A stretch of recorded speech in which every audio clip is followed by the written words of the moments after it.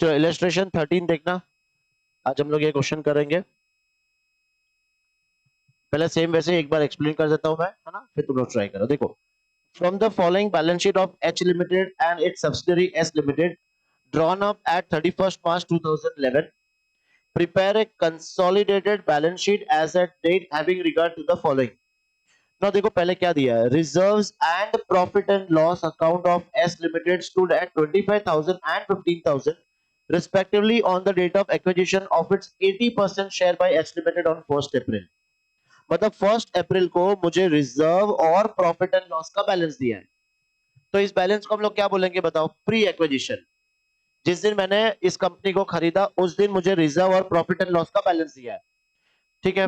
तो एक बार हम लोग इसके रिजर्व्स पे जाके नजर डालते, देखो नोट नंबर 2। तो अगर मैं नोट नंबर 2 में जाऊंगा तो जनरल रिजर्व कितना, देखो 75, और जब मैंने लिया था रिजर्व का बैलेंस कितना था 25। बताओ कैसे बाइफरकेट करोगे, तो 25 हो जाएगा प्री और 50 हो जाएगा पोस्ट, ठीक है। प्रॉफिट एंड लॉस में पहले कितना था 15,000 और अब बाद में कितना हो गया 25,000, इसका मतलब 15,000 प्री और 10,000 पोस्ट। ये बाइफरकेशन समझ में आ गया, ठीक है। नेक्स्ट, और हम लोग ने कितना परसेंट शेयर एक्वायर किया है, तो 80%, तो 20% हो जाएगा एमआई का। फिर machinery book value 1 lakh and furniture book value 20,000 of S limited were revalued at 1,50,000 and 15,000 respectively on 1st April for the purpose of fixing the prices of its shares। मतलब हम लोग ने अपने एसेट्स को क्या किया, रीवैल्यू किया। मशीन जो 1 लाख की थी उसका वैल्यू कितना कर दिया मैंने, 1.5 लाख, और फर्नीचर जिसकी बुक वैल्यू थी 20,000, मैंने वैल्यू इसका कर दिया है 15,000। तो मशीन को तो मैंने वैल्यू क्या किया है, अप किया है, और फर्नीचर का वैल्यू मैंने क्या किया है, डाउन किया है।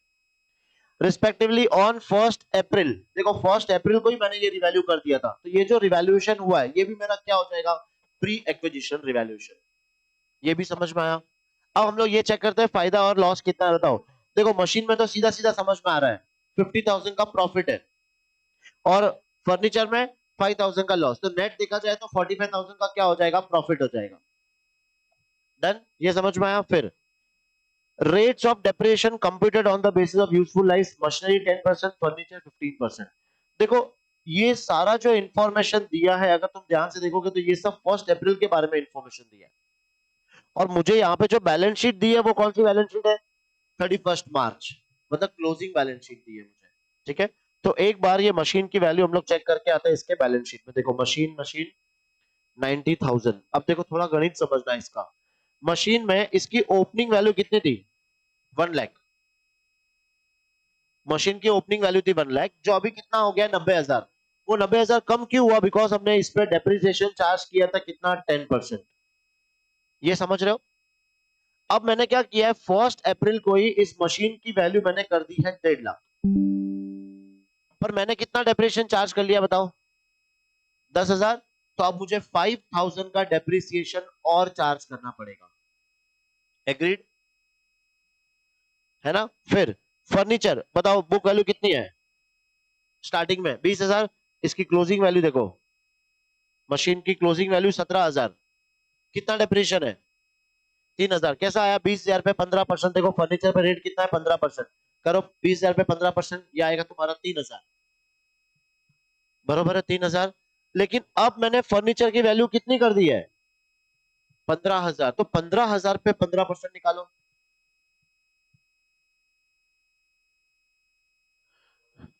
2,550, पर मैंने कितना डेप्रिसिएशन चार्ज कर दिया है, 3,000। तो अब इसमें 750 हम डेप्रिसिएशन क्या करेंगे, रिवर्स करेंगे, ठीक है। अब फिर से देखो, रिजर्व, प्री और पोस्ट समझ में आ गया। फिर अब ये जो एडजस्टमेंट था इसमें दो चीज, पहले तो रिवैल्यूएशन रिजर्व आएगा। रिवैल्यूएशन रिजर्व क्यों आएगा, क्योंकि मैंने 1st डे को ही हमने मशीन और फर्नीचर की वैल्यू क्या करी थी, रिवाइज करी थी। तो वो रिवैल्यूएशन का भी 80% किसके पास जाएगा, होल्डिंग कंपनी, और 20% किसके पास जाएगा, माइनॉरिटी इंटरेस्ट। और जब मैं उसका ये निकालूंगा गुडविल और कैपिटल रिजर्व, तो याद है ना तुम्हें, ये सब प्री एक्विजिशन रिजर्व हम लोग क्या करते हैं, उसमें से माइनस करते हैं। ये तो हो गया वो वाला एडजस्टमेंट। अब बारी आती है डेप्रिसिएशन की। तो डेप्रिसिएशन है कितना बताओ, एक पे मुझे 5,000 का डेप्रिसिएशन और चार्ज करना है, और एक पे 750 का डेप्रिसिएशन मुझे रिवर्स करना है। तो कितना आ गया डेप्रिसिएशन, 4250, ठीक है। हम लोग ने प्रॉफिट एंड लॉस का एडजस्टमेंट देखा था। देखो ओपनिंग में कितना था, ओपनिंग में 15,000 और क्लोजिंग कितना हो गया था 25। तो ड्यूरिंग द ईयर मैंने कितना कमाया 10,000। अब 10,000 में से ये 4250 क्या होगा माइनस, और बाकी जो बच गया वो पोस्ट एक्विजिशन प्रॉफिट काउंट होगा। वापस बोलते देखो, स्टार्टिंग में तेरा मशीन का सॉरी प्रॉफिट एंड लॉस का बैलेंस था 15,000, ये जाके क्लोजिंग में कितना हो गया बताओ, ये जाके क्लोजिंग में हो गया 25,000। इसका मतलब 10,000 तुम्हारा ड्यूरिंग द ईयर का प्रॉफिट है, 10,000 तुमने साल भर में कमाए, लेकिन तुमने ये एडजस्टमेंट करने से तुम्हारा क्या हुआ बताओ, इतना तुम्हें डेप्रिसिएशन और चार्ज करना है। जब इतना और चार्ज करोगे तो तुम्हारा प्रॉफिट एंड लॉस क्या हो जाएगा, कम हो जाएगा। तो तुम्हारा पोस्ट एक्विजिशन प्रॉफिट 10,000 नहीं है, 10,000 में से 4,250 माइनस कर दो, कितना है 5750। ये तुम्हारा पोस्ट एक्विजिशन प्रॉफिट है। समझ में आया? ठीक है, बस और तो कुछ भी एडजस्टमेंट नहीं है। तो आप बताओ वर्किंग कहां से स्टार्ट करोगे, सबसे पहला वर्किंग नोट क्या बनाओगे, वर्किंग नोट नंबर 1। ये रिवैल्यूएशन वाला बना लेते हैं हम लोग, है ना। चलो एक एक स्टार्ट करते हैं।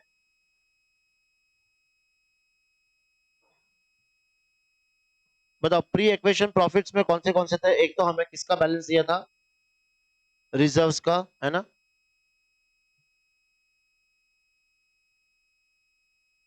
तो रिजर्व का बैलेंस है 25,000, प्रॉफिट एंड लॉस का बैलेंस है 15,000, लिखो।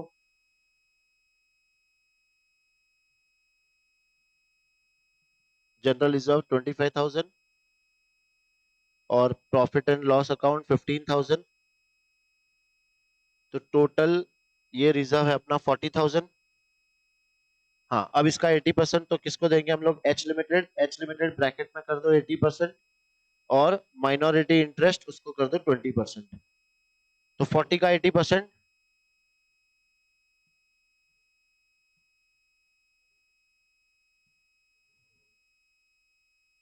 32,000 ना, 32,000, और इसमें आ जाएगा 8,000। तो ये तो हो गया pre acquisition profit. Second working note, pre acquisition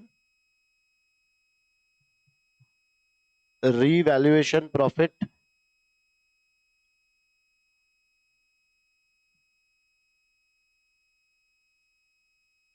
pre acquisition revaluation profit. बताओ प्री एक्विजिशन रिवैल्यूएशन प्रॉफिट कैसे। एक तो मशीनरी में, मशीनरी की वैल्यू हमने 150 कर दी, उसकी वैल्यू थी कितनी, बुक वैल्यू 1 लाख। तो मुझे यहाँ पे प्रॉफिट कितने का हुआ 50,000 का। और फर्नीचर, फर्नीचर की क्या किया था बताओ, फर्नीचर 20 का हमने कर दिया 15,000, करेक्ट।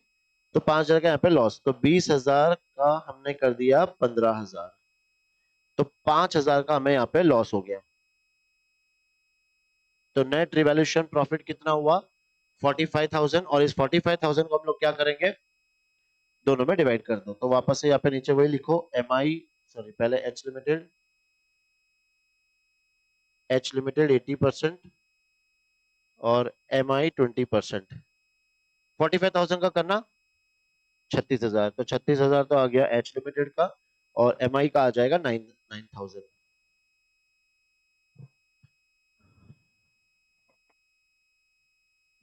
ठीक है ना। अब वर्किंग नोट बनाओ, एक्सेस और शॉर्ट डेप्रिसिएशन।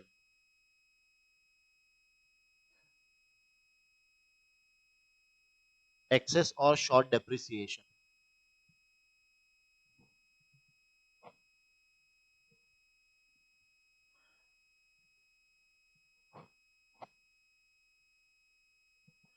लिखो depreciation on revised value of machinery. Depreciation on revised value of machinery. देखो रिवाइज्ड वैल्यू कितनी है 1,50,000, इसके ऊपर डेप्रिसिएशन कितना चार्ज करेंगे 10%, तो वो कितना आएगा अमाउंट 50,000 15,000, माइनस इसमें करो डेप्रिसिएशन ऑलरेडी चार्ज।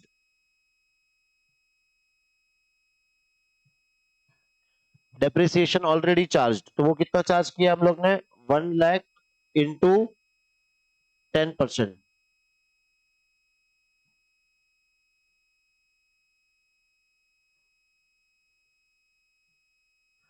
तो इस पे एक्स्ट्रा डेप्रिसिएशन कितना आ रहा है?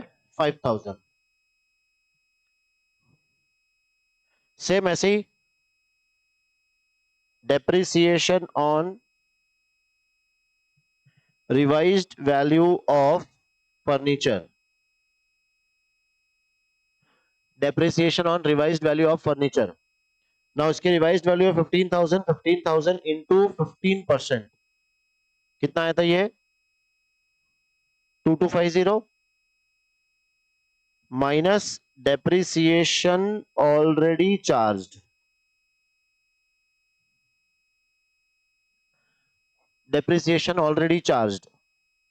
तो ये हम लोग ने 20,000 का 15% हम लोग ने चार्ज कर दिया, मतलब 3,000 हम लोग ने चार्ज कर दिया। तो इसका जो आंसर आ रहा है वो आ रहा है -750। तो उसका नेट कर लो। अब ये मुझे एक्सेस डेप्रिसिएशन आ गया कितना? 4250 का एक्सेस डेप्रिसिएशन।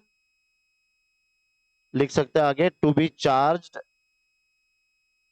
फ्रॉम, कहां से चार्ज करेंगे? पोस्ट एक्विजिशन प्रॉफिट में से, to be charge from post acquisition profit, to be charged from post acquisition profits.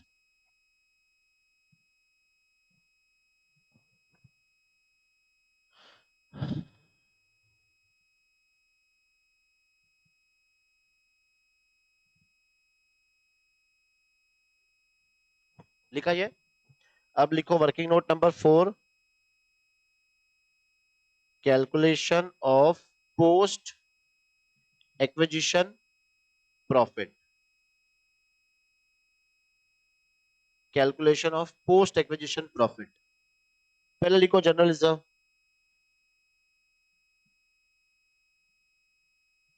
C general reserve कितना दिया था? 75,000, है ना? 75,000 और ओपनिंग कितना था? 25,000। तो 75,000 में से 25,000 माइनस कर दो तो 50,000 तुम्हारा पोस्ट एक्विजिशन आ गया। अब profit and loss, profit and loss तुम्हारा क्लोजिंग पे था 25 माइनस ओपनिंग पे था 15।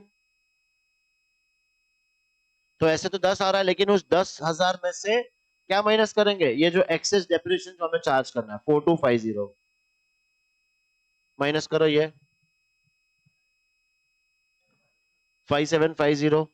तो टोटल तुम्हारा पोस्ट एक्विजिशन प्रॉफिट कितना आ गया? 55,750। इसका तुम वही वापस एच लिमिटेड 80% और एम आई 20%। 55,750 का निकालो,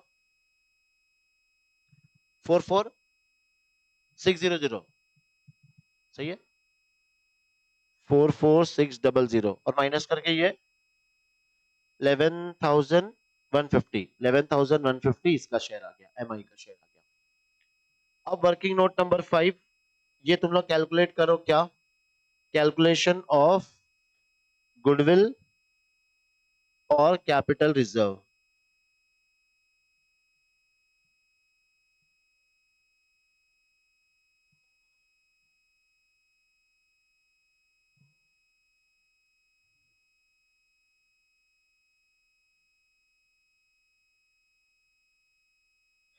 कैलकुलेशन ऑफ गुडविल और कैपिटल रिजर्व। बताओ अब इसके लिए क्या करना पड़ेगा? मुझे क्या चाहिए, मुझे बताओ। कॉस्ट ऑफ एक्विजिशन, नहीं पहले cost of acquisition. Cost of acquisition मतलब कितने में हम लोग ने खरीदा? देखो स्टार्ट की लाइन में कुछ दिया है हम लोग को, यहाँ कुछ नहीं दिया। अब कहां से मिलेगा?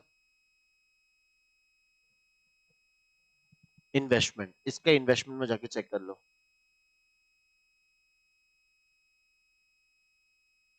दिख रहा है 160, मतलब इसने 160 रुपीज लगाए थे वो शेयर्स खरीदने के लिए, करेक्ट? तो 160 इसका क्या हो जाएगा? Cost of acquisition. ये आएगा अमाउंट 1,60,000। बताओ 160 में से अब हम लोग क्या माइनस करेंगे? वो सारे प्री एक्विजिशन है ना, तो लिखो प्री एक्विजिशन प्रॉफिट्स। ये तुमने कहाँ निकाले थे? Working note number 1, working note number 1, उसका आंसर कितना था? 32,000। फिर minus pre acquisition revaluation reserve, ये तुमने कहाँ निकाला था? Working note number 2, working note 2 से आंसर था तुम्हारा 36,000। ये दोनों माइनस करो जरा।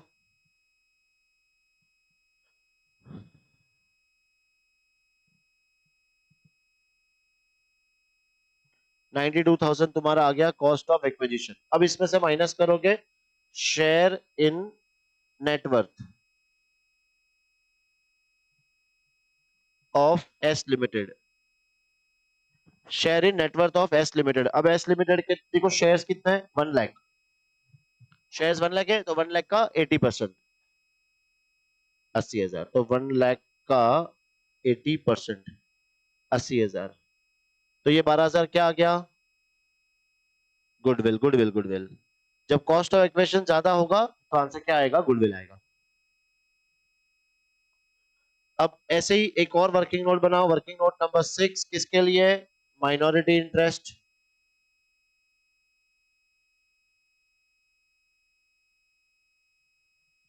Minority interest. अब इसमें सब खाली ऐड करते जाओ इसका शेयर, बस शेयर इन नेटवर्थ पहले, शेयर इन नेटवर्थ। तो ये 1 लाख का 20% इसका जाएगा 20,000। फिर इसमें प्लस करो प्री एक्विजिशन प्रॉफिट्स, ये आंसर मिलेगा वर्किंग नोट नंबर 1 से। वर्किंग नोट नंबर 1 से इसका शेयर था 8,000, वो इसमें प्लस कर देंगे। Plus pre acquisition revaluation reserve, वो आएगा वर्किंग नोट नंबर 2 से। वर्किंग नोट नंबर 2 में इसका शेयर था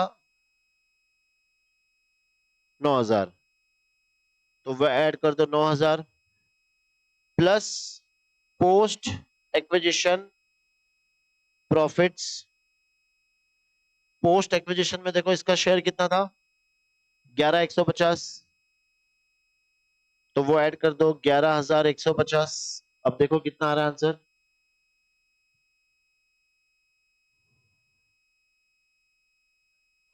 48,150। ये आ गया एमआई का शेयर। समझे? तो ये सारे वर्किंग नोट्स हो गए। अब तुम्हें क्या प्रिपेयर करना है चेक करो। अब तुम्हें क्वेश्चन में प्रिपेयर करना है, prepare the consolidated balance sheet. चलो एक बार तुम्हें मैं समझा रहा हूँ, सॉल्व तुम लोग करोगे पूरा। देखो अब बताओ, शेयर कैपिटल, क्या हम लोग शेयर कैपिटल प्लस करते हैं? हम लोग नहीं। इसका शेयर कैपिटल हम लोग क्या कर देते हैं? कैंसल। इसका 6 लाख लिखेंगे। रिजर्व सरप्लस क्या प्लस करते हैं? क्या नहीं। खाली क्या प्लस करेंगे? जो पोस्ट एक्विजिशन था, देखो समझना अच्छे से, जो हम लोग ने वर्किंग नोट में, देखो प्री एक्विजिशन तो उसके कहां से माइनस हो गया? कॉस्ट ऑफ एक्विजिशन से। तो ये जो पोस्ट एक्विजिशन में इसका जो शेयर आता है एच, हाँ, ये 44,600, इसका क्या करना होता है? इसका इसके प्रॉफिट एंड लॉस में प्लस हो जाएगा। मतलब देखो इसका प्रॉफिट एंड लॉस कितना है इसका प्रॉफिट एंड लॉस 1 लाख। तो ये 1 लाख में वो पोस्ट एक्विजिशन क्या हो जाएगा? प्लस हो जाएगा। ठीक है। फिर फिर देखो बैलेंस शीट में, और ट्रेड पेबल क्या करेंगे? ये तो प्लस हो जाएगा। पीपी कोई एडजस्टमेंट नहीं था, सीधा plus. Other non current investment, हाँ, नोट नंबर 4 में चेक कर लेते एक बार। ये आ जाएगा, ये कट हो जाएगा अपना। ठीक है, ये और दोनों क्या हो जाएगा? प्लस। फिर अदर नॉन करेंट इन्वेस्टमेंट के बाद और है कुछ? बस खत्म। चेक करो टैली होता है कि नहीं। और एक्स्ट्रा क्या दो चीज लिखनी है? एक तो एमआई लिखना है ना? एक एमआई आ जाएगा और दूसरा गुडविल आ जाएगा। बस चलो फटाफट से टैली करो। टाइम 10 मिनट सिर्फ। मशीन के लिए एक वर्किंग नोट और बना दो, working note number 7, revised value of machinery and furniture.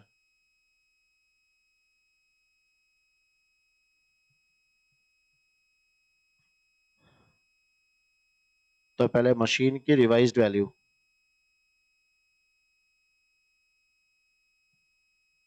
1,50,000 minus इस पे हम चार्ज करेंगे depreciation at the rate of 10%, 15,000, तो इसकी वैल्यू आ जाएगी 1,35,000। और ऐसे ही सेम फर्नीचर,